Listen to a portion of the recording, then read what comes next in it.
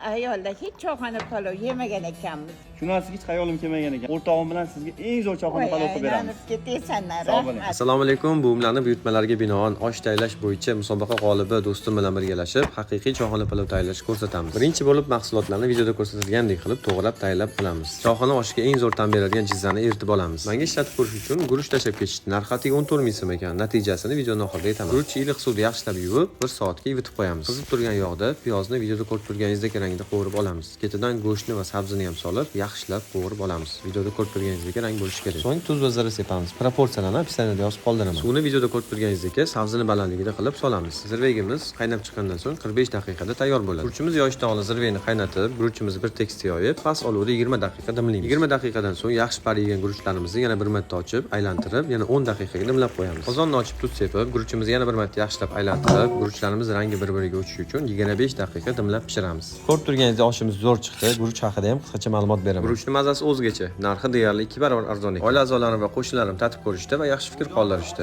Video foydali bo'lgan bo'lsa, like bosinglar, xursand bo'laman. Bismillahirrohmanirrohim. Baraka topinglar bolam.